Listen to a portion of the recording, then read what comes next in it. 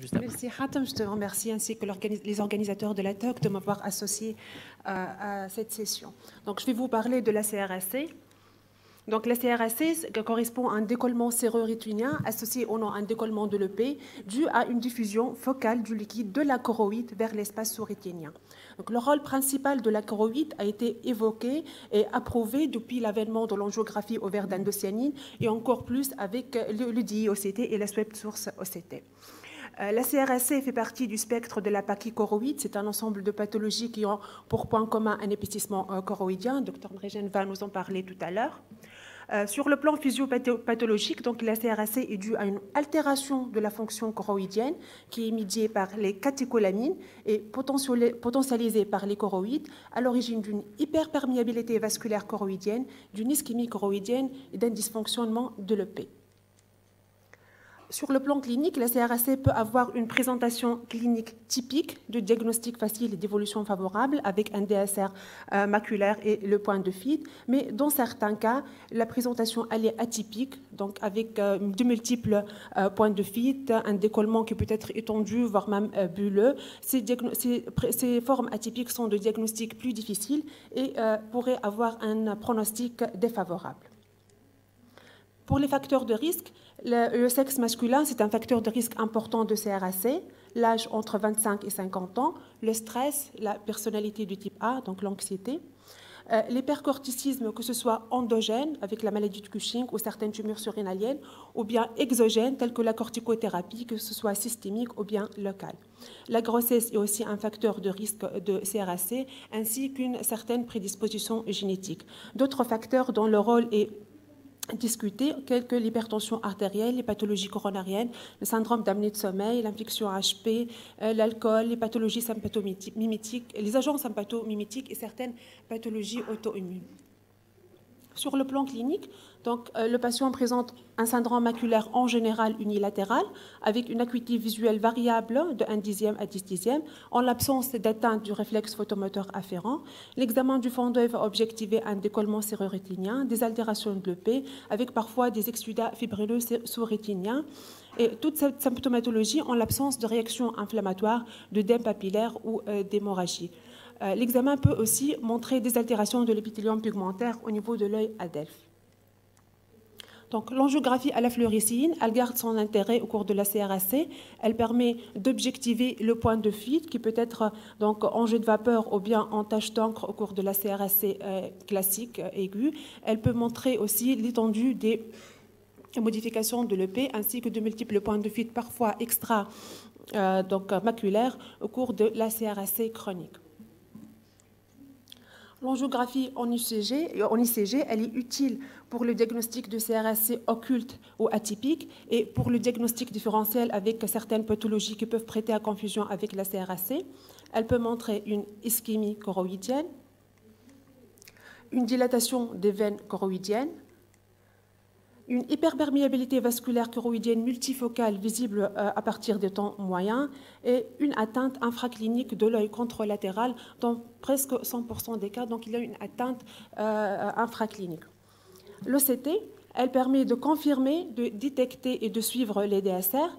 Elle peut aussi objectiver des modifications sous-rétiniennes telles que des exsudats fibrineux, des points hyperréflectifs ou bien des néovaisseaux choroïdiens qui peuvent compliquer la CRSC.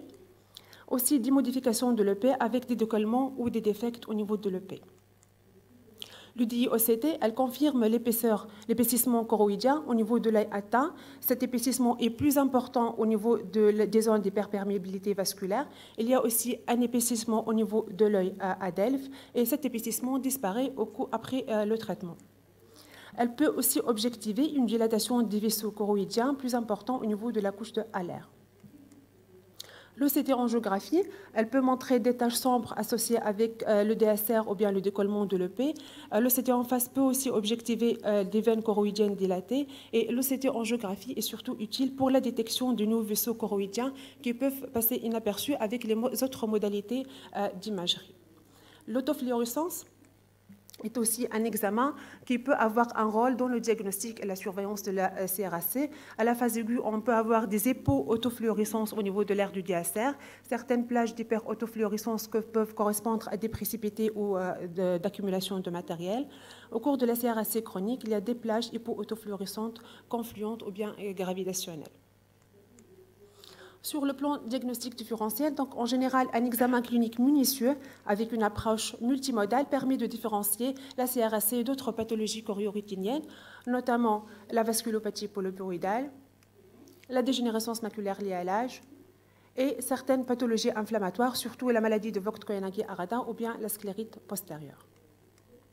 L'évolution de la CRAC, donc l'évolution naturelle est en général favorable avec une résolution spontanée du DSR au bout de 3 à 4 mois avec une récupération de la vision, mais parfois persistance de quelques troubles visuels.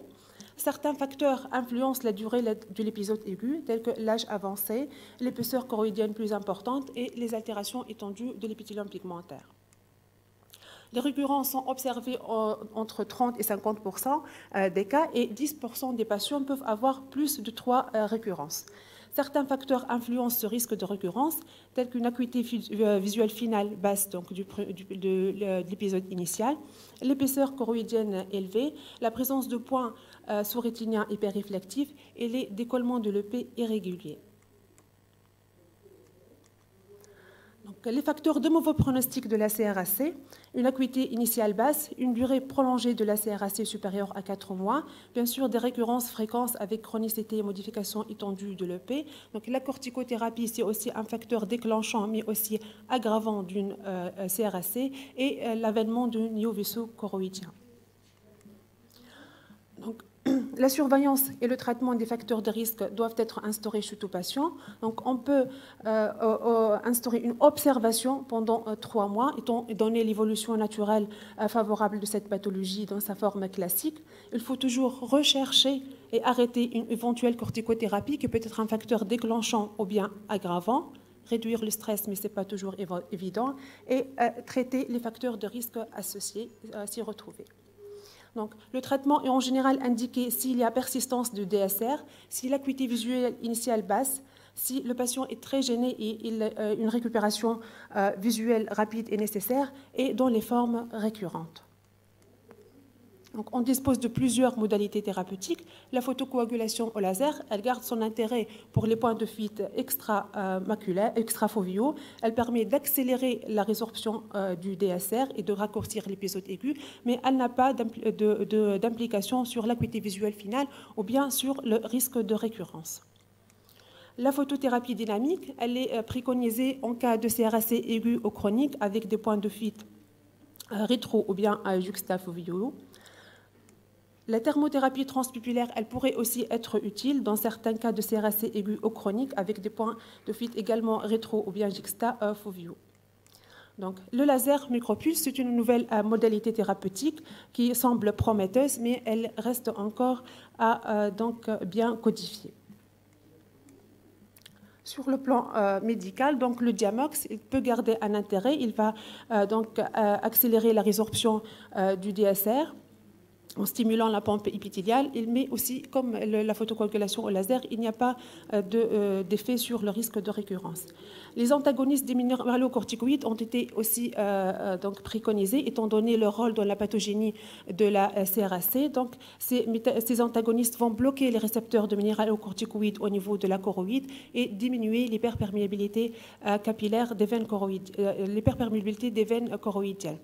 Donc, il semble favorable avec efficacité dans 3/4 des cas, mais il faut faire attention à certains troubles ioniques qui peuvent compliquer le traitement.